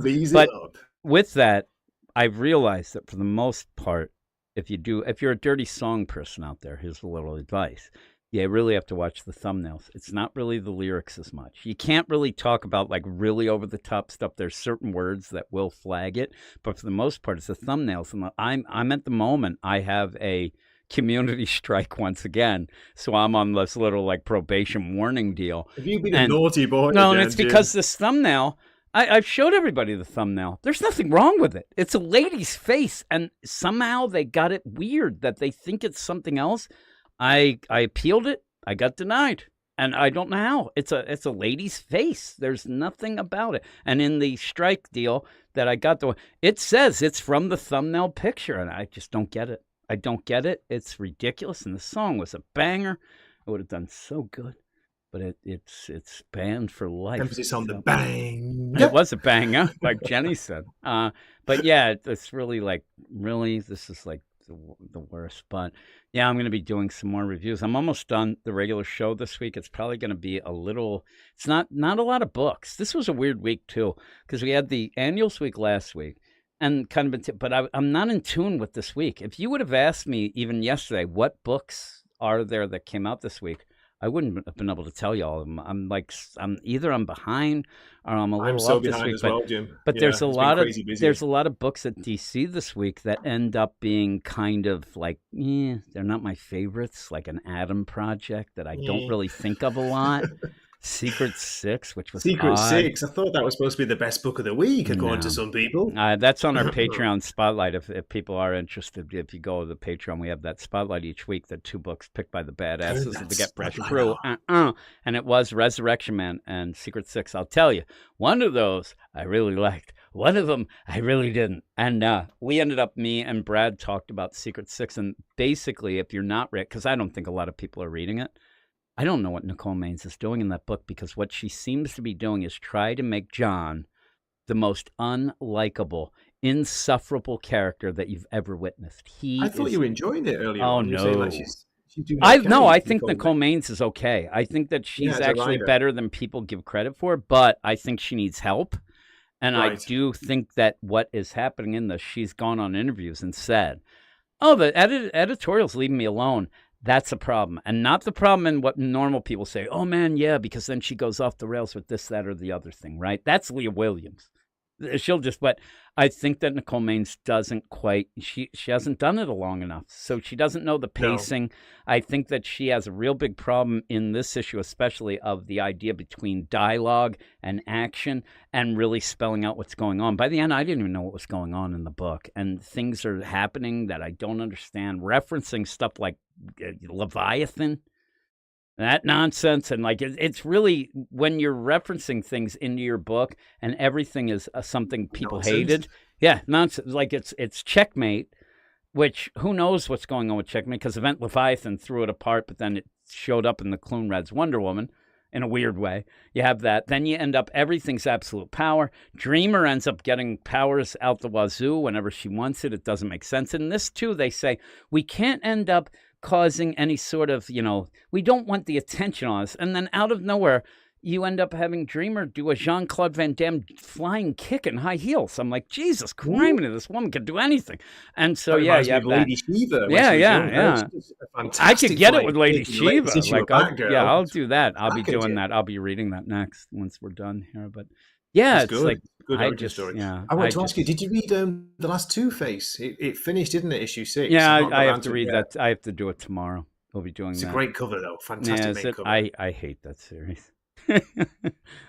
Christian Ward as a writer, he's a great artist. That's what I keep saying. Yeah, that's my line. I have to apologize, though, because every time I mention that book, for some reason, I think Dan Waters wrote it. It feels like a Dan Waters book to me. And so I always have to stop and say, oh, no, it's Christian Ward. I forgot, but yeah. Yeah, you hate them both. I am. Or you don't like them both either. Yeah. I'm telling you, that damn Waters Nightwing, people are starting to come around to me saying, like, it's not that great. I was enjoying that. I was kind of goofy at the beginning, but it's not great. And, it's Dungeon Crawler Carl says he went back and tried reading Gail Simone's Secret Six, and her writing is awful, and especially when it comes to Bane. The guy, Brad, who does the review with me, he really liked it. He's gone back and read it, and he really liked it, but he also said that there's a really good focus on Catman that you don't get in this one. Catman just shows up and does nothing. He's just there to kind of argue a bit with Deadshot You do have one thing this week, if we had like a video thing and you had a thing like a show of hands, I don't think a lot of people are reading it, but you have Deadshot actually start talking about the Task Force Z stuff, how he was a zombie, then he was in hell, and he talks about at the one point, I need a man. I thought when he kept saying in the book, he needs Amanda Waller. He wants to find Amanda Waller because he's like, I need information. And I thought it was just, once again, his daughter was kidnapped by Cobra. That's always the thing. It doesn't seem like that's the thing. He mentions it in this issue. He's trying to find the Shelley twins that were part of the Task Force Z because he needs them because he wants to stay alive. He still has that Lazarus resin, whatever it might be, going, and he'll die if he doesn't find them. So that's kind of cool. And he doesn't want to go back to hell. And just as an aside, to tie in the Shelley twins, they're actually, or sisters, twins, they're Resurrection Man's daughters. So that's kind of a cool play. That's kind of a cool play with the whole connected, Jim. Yeah, it's kind of a cool play. So yeah. The thing is, Fairmont, not the DC versus zombies or vampires. Like it's the Task Force Z that was always in continuity. So that's the continuity. By the deal way, with Jim, that. have you reviewed or are you going to do Teen Titans Go Yeah. issue 3? That came Yeah. out too, didn't it? Yep, it this has week? has Texas Robin. I like the cover. just Texas looking at it now. Robin, where he's like, "Hey, partner." It's Yeah, it's pretty party good. time, partners. It is pretty funny. You have like Robin thinks that Starfire has a birthday, so he's going to throw a party. But to cover it up, he says he's throwing it for his cousin Texas Robin, and then he disguises himself as Texas Robin by just putting on like a hat and like Texas, like a cowboy outfit, and everybody loves Texas Robin, and that's the problem is everybody's always annoyed with Robin, but they love Texas Robin, and then he gets mad. It's pretty good. It's like a sitcom. I think you're the only person reading that book, aren't you? Yeah, maybe, but yeah, no, On the League of Comic Book test Geeks, for it's Z. Right down the polling order. Yeah. That test for Z, yeah, that's in continuity. That's been in continuity. And most of the characters end up kind of being side characters and things like that.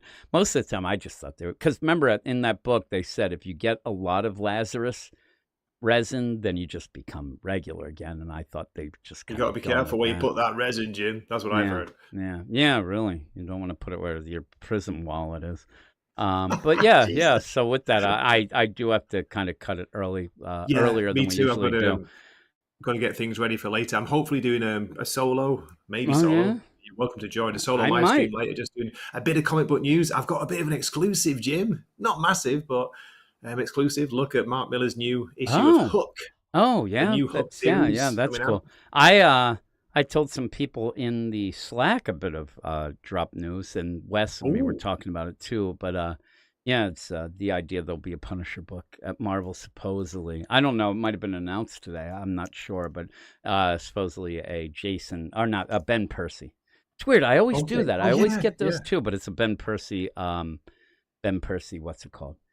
Punisher book with actually Frank Castle coming back. Supposedly just a traditional, Punisher book. So people will probably be into that. I think they're like, okay, we can end up doing that nonsense now. I'm telling you, like, people will go on and like, oh man, we need a Frank. I don't really care for the Punisher that much. I don't mind when you have books that people like. So you're like, okay, people want the real Punisher back. That David P. Post nonsense with that Joe Garrison could go stick it. Oh my goodness! I want to avoid that book so much, and I end up going new Punisher. I wanted to see if it was if it was announced today. So I'm like, new Punisher book, and then the David P. Post stuff came up, and I'm like, I see. And when you type stuff like that in, you will tend to get like, some random reviews will pop in the deal, and I think it was like Aped or something. It's like, this is a great start for a great new character that is bound to be one that lasts for a long time. I'm like, yeah, it lasted a whole long time, 4 issues. Like, get out of town. Also, Gray, by the way, people, if you want to check some things out, Gray does some written reviews on both the Marvel and the DC site, and I did a written review this week. I came out of retirement and did Star Wars, where I was also going to do a video review. I still might tomorrow. I just end up having so much. I'm so behind. Just read out your review. That's what I usually do. That's what I might add a couple of things. My review is long. I end up doing too long. Yeah, you do. But in the meantime, just not that anybody would care, but I did search your review again like we were before, and now it's number 1 there. It's on the top. I did see that. Oh, look at that. I was like, I can't believe it. Jim came out with a fantastic Star Wars review. I was like saying to you in the back room, thank you for the lesson. Yes. Lots of jokes. A running joke, too. Do you see how that's how I like to do the review? I treat it like a stand-up routine where you start with a joke, and then you go, and then boom, at the end, you come back with the joke. That's how you end the routine. Though it didn't make any sense to people reading the blurb on the Comic Book Roundup, but I thought it was funny. And also, you do have Jack says Punisher shouldn't wear glow-in-the-dark targets on his chest. Not only that, Jack, but he shouldn't then be surprised when people say, oh, what are you, a Punisher? And he's like, what do you mean? He's got a Punisher logo on his chest that's glowing. They were the worst. I'm telling you, the lines, the David P. Post action movie lines in that book were some of the worst. Like, I mean, I'll just make up shit and probably would be better. Like, he'd push a guy out a window and say, have a nice trip. And he'd be like, what? Like, that doesn't work. And every time it was that. None of it made sense. It was complete bullcrap. And legit, his Space Ghost, really, really good, right?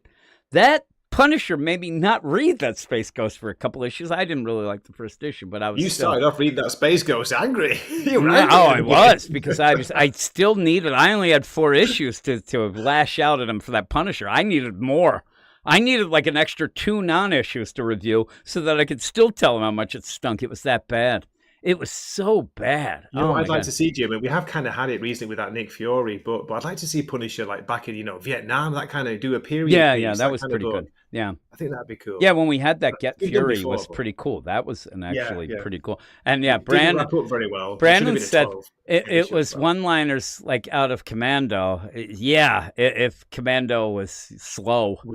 I'm telling you, it was like he'd throw a knife and stick a guy in the wall and say, "Take that," and then walk away like that. Sort of like it would never work. He'd end up like he instead of stick around, he'd have some crazy thing of like, "Take that, dude," and then it was supposed to be this line. In a little while after Yeah, I had a yeah. shower and a cup of tea. It was Like, kind of like "No, that you at one ruined point. it. You Yeah. should have finished. I'll be back. He throws the knife, he sticks in the wall, and he goes, "Take a train," and then walks away. You're like, what the It's completely hell? random. What Yeah. are you doing? What are you doing? It is funny, though. Jack says Space Ghost is a big surprise. It is, but Come again. that's what it is. Thank Oh, you. come again. Thank In a you. little Come while. again. Ay, ay, ay. Let's hello to see my if you little stick on the submachine wall gun like the armor. spaghettis. Like, what is going on? Oh, it was so bad. It was so, yeah, there's letter. Yeah, those are the Make like a best. tree and grow. You end up getting the steam there. Let off some steam, Bennett. Like that. Or hey, can I have a pillow for my friend? He's dead tired. I actually have to get that deal so when I do record with Sully, I can have that. Hey, Sully, remember I said I'd kill you last? I lied.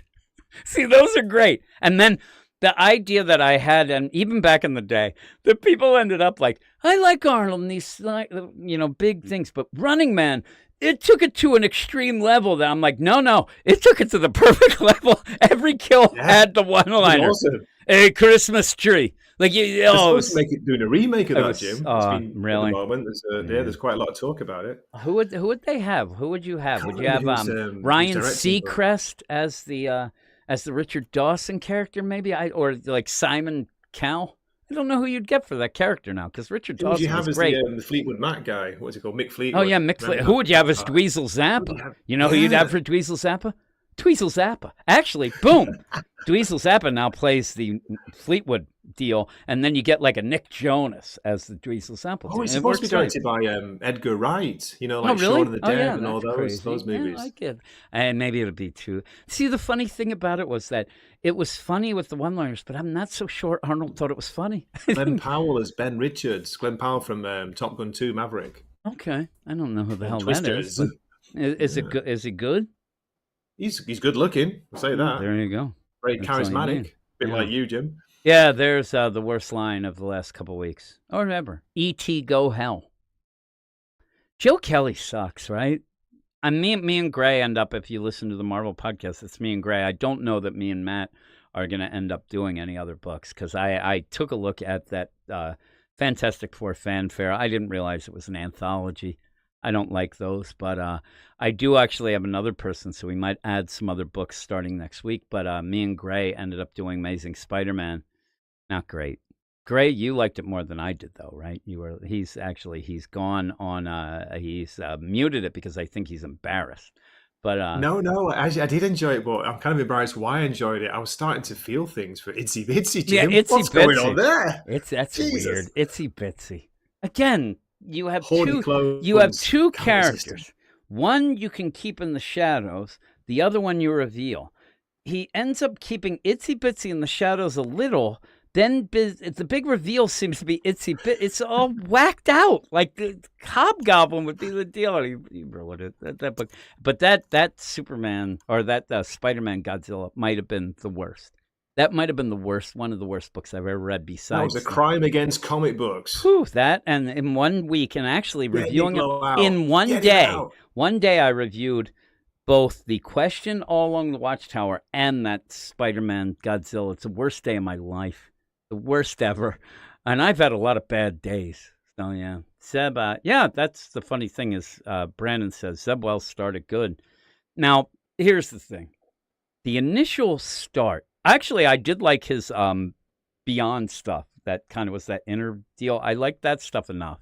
But when you first started, Tombstone comes in a couple issues in and it picks up. Yeah. But the first part of, oh no, York, PA, and I don't have money. My name is and Paul. I did this, I'm Paul. Like that Nicola stuff really sucked. But then once Tombstone got yeah. involved, it got better.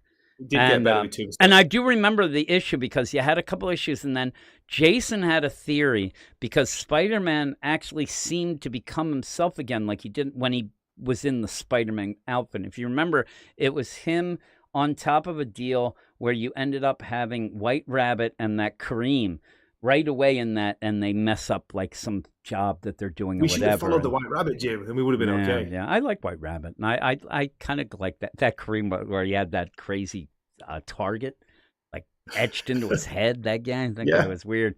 But there's been a lot of weird guys in that. And just think of that Zeb. But maybe I do have to come up with something that I'm going to talk about Sunday, and maybe it will be kind of a talk, maybe one of the times because I'd have to prepare. But do something where we do go through.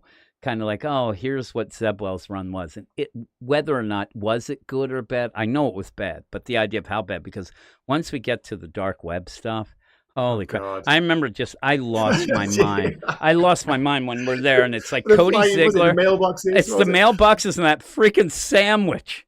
It was a sentient sandwich that Wreck Cody Wrap. Ziegler did, and then Your those favorite damn new wreck character. wrap and all this nonsense. I just hated it. One of my favourite parts of Zeb Wells' run, come on, Jim, I think it's yours as well. It's when not only did Miss Marvel die in the book, Yeah. but then Peter was sleeping with a mask. I think I did a video of just him sleeping with that mask.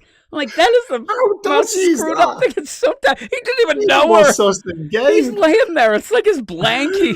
Look at his thumb. Holy moly. That was so crazy. That was the worst. I mean, it's bad enough when it's like, hey, Kamala God. was my hero. But he was sleeping with the mask. Like, he's like, who knows when the cameras went off? It was dodgy. That was so bad. But again, you know what two of the worst issues were in Zeb Wells' run? Were the two that Joe Kelly ended up doing right after Dark Web. I think it was 19 and 20, where they went to that ski chalet. And it was like, oh, we feel uncomfortable. And then you had those crazy Naughty teens. Weekend with Remember, Peter. remember those crazy teens that were doing online? It made no sense. It was the worst. And Are that's you who we throwing got. things over there, Jim? Yeah, I'm telling you, it was barely readable. I feel like almost like rereading it now. You've got me in the mood to reread it. Holy moly. But maybe that would be interesting sometime. Because I was thinking of what to talk about on Sunday because I want to have a theme, but I was like, I don't know. The last week we did, and again, like I follow the theme. I think I'm going to try to a little more this week, but I don't know. This has, I think we have a huge dose of Junior, JR coming on ASM, says Dungeon Crawl Carl. Once we get to the Hellgate stuff, I think it becomes all him. We've not had him, have we, since the first preview? No, I the think first that's issue. the deal. So, two issues of Pepe Larraz, which is the best thing about the book. Yeah, that's, Tombstone, when he goes to get Janice, and he's like, at one point, I swear to God, he caved her head in during the gang war. And then she disappeared, and then, You're not now. Yeah, it was the crazy deal. Oh, that run stunk. It was really bad. It was really, really bad. And, how much do you think it was down to Zeb Wells, and how much was it down to editorial? Here's my deal. If you could pick one of your favorite writers, and there's been times where they probably get screwed by editorial and whatever, and you still have to make good stories. Yes. And I even see people will say oh well, this probably wasn't a story, so he gave up or he didn't care. You got to care. You got to turn the shit into a diamond because it's your name. At the end, Nick Lowe's bad, but now people, it's a weird thing. Just think of this going on right now. We legit had a time period where both Batman and Spider-Man were books that de-elevated the writers who were doing them. Chip Zdarsky definitely has less hype now for his name because of that Batman run. And Zeb Wells, remember coming into that, I'm not saying people love Zeb Wells. Chip Zdarsky, I think people did like him, but a lot of people got annoyed with him. But Zeb Wells was coming off that Hellions book, that was one of the most loved, or at least people really liked, that Hellions It was one of the X-Men book. better. It was Yeah, that funny. X-Men It one. was really good. Oh, And so when yeah, it it was was. announced, most people were saying, "Oh, this will fit. This will fit," because that Hellions book shouldn't have been good and was good. Like, he was at there's a thing of where he elevated something that I didn't think would be anything, and I'm like, man, that was really Was it good. his one-hit wonder, do you think? I You know, guess, yeah. he's Al Ewing, the first He's 10 been issues writing of for so long Immortal though. Hulk. But I know. so, you know what I mean? He It's was like, distracted because he was doing the She-Hulk series as well. Not yeah, all the episodes, he's but he not was, you know, great. he was part of that. So And also, when I see his that picture, wasn't good. I just want to make a fist. It end up, he has one of those things, those looks. Another guy who has that look that's coming back is Sam Humphries. I'm not a real big fan of him either, but he'll be coming back and doing stuff was announced. So I haven't heard his name in a long time. I'm not a big fan, but yeah, I don't know. Maybe on Sunday, if anybody has any ideas, yeah, we can figure out the deal. Brandon says, now I got to deal with this Canadian writing Captain America. I actually think that Chip Zdarsky will get back in the groove with Captain America. I think that will be a pretty good book. So I'm looking forward to that. Though, what they should do, I know that people like it, but I think Chip Zdarsky should be writing Fantastic Four. He did that 2-in-1 book that was really, really good. And I think that he could end up doing something good, but they're going to restart #1 with Ryan North, and this One World Under Doom is bad, not good at all. But I do think Fear Monarch says the only Chip story I really like was his life story, Spidey. I loved his Invaders. I thought the Invaders book was great, but then it ended up getting canceled too early. I thought it was great. I actually said I wanted to marry it on the podcast. That was my big thing when we started the Marvel podcast. It was my favorite book. I loved it. So yeah, I don't know. I don't know if anybody has any suggestions. You can get a hold of me of what I should talk about on Sunday as a thing. At one point I was going to talk about editorial and how differently awful both DC and Marvel is, but I don't know. I got to figure it out. Talk a little Punisher, maybe. Maybe I'll just show up and we'll like talk about like, hey, the top 5 Nightwing book. I don't know. I'll figure out something. I usually figure it out like 2 seconds before we go on, and then I have to scramble and make a what's it called? A thumbnail. I'm like, I better do this, but I now I have to go and I got to read Birds of Prey and Batgirl, and I don't know if you can tell. I'm running. Sorry, I'm running bounce, out. mate. Yeah. I'm running out of gas. Keep you talking. Keep you talking No, for as long as you can. I'm going. I'm going to be going. I'm going to play the song out. Gray is going to be out. So with everybody, I'm going to get going. I got to go record with Zach, but I will be back on Sunday. I'll come up with some sort of thing that we can talk about. You know, yip and yap and yakety yak with it. Maybe even make another song or something. But yeah, I should be reading Joe Garrison pun, one of the worst. Maybe that I know that I'd like it to be a little more positive most of the time. But maybe at some point we will talk about like the best books of the last 10 years and the worst, and see what people think and whatnot. And it'll be more really involved with the interaction with the deal, like a true live stream. Some of those I end up where I was putting it even on our Patreon or releasing them as podcasts, but they get so crazed and so long that I haven't been doing that. But we'll see. We'll see how it goes. But with all that, there's the beginning of Twins has the yakety yak, don't talk back. Another movie that I might go watch. I've been in the mood to watch My Cousin Vinny, or either My Cousin Vinny or Goodfellas, but now I might watch Twins. I haven't watched Twins in a while, and while I can't really watch a lot of movies, I talk about it, I can watch older things I've already watched that I enjoy.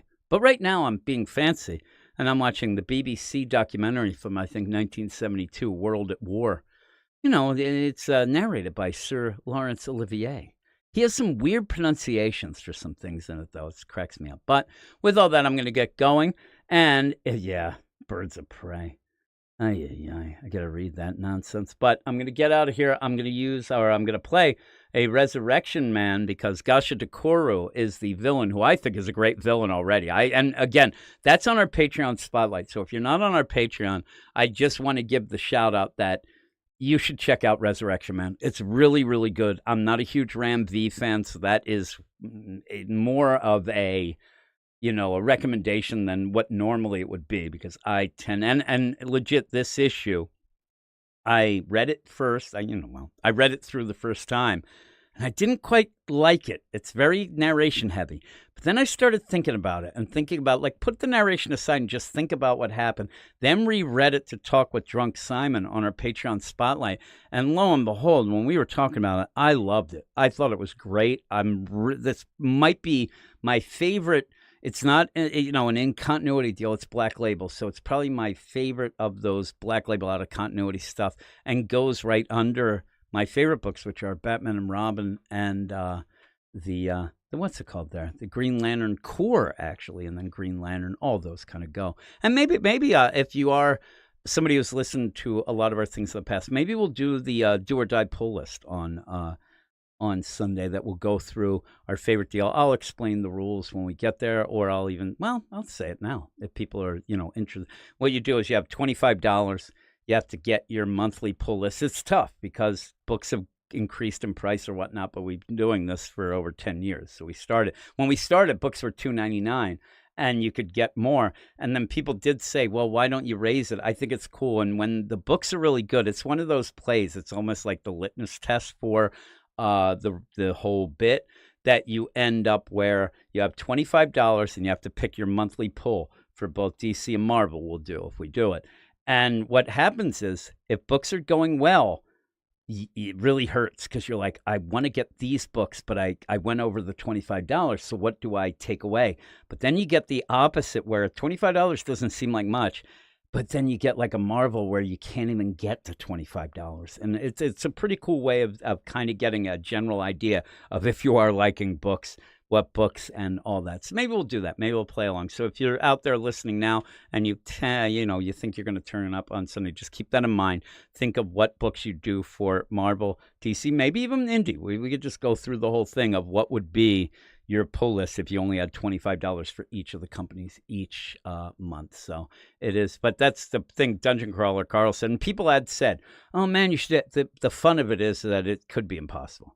You really have to then decide what you really want, and sometimes you'll have to say like, well, like Action Comics or this is more expensive. I really like it, but if I take that out, I can get 2 other books, and it's kind of just a fun little thing to do. So we could do that. Yeah, and it's been a long time. We haven't done it. Me and Eric actually were going to do it a bunch of times, and we didn't. So that's the deal. Be funny. Maybe as an aside would be crazy. I could try to get a hold of Eric and say, hey, would you like to do a Do or Die pull list? I don't think he'll respond, but I could ask him. But that'd be kind of fun. But that's probably what we'll do. That's always fun. It'll set us up for some things later, and we can come back to that every half year and kind of see how things have changed and whatnot. So with all that, though, I'm going to get out of here. Like I said, I have a song that was for Resurrection Man this week, which is the theme song for the villain, because he is, lo and behold, a head in a jar, which always makes me giggle. Jack, that's the best thing. I think the last time we did the Do or Die pull list, I was struggling to get enough books, but now I think I'm really going to have to struggle to see what fits, which is the part of the fun of it. So with that, though, that is it. So I hope everybody enjoyed the absolute stuff. A little bit hanging afterwards. I'm going to go and read and review some more books, and then I'll see you guys hopefully all on Sunday.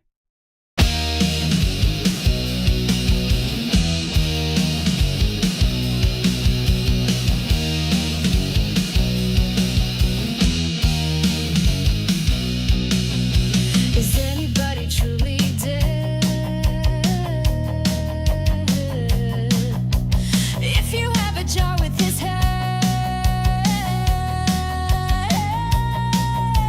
he is a cannibal. Go get him.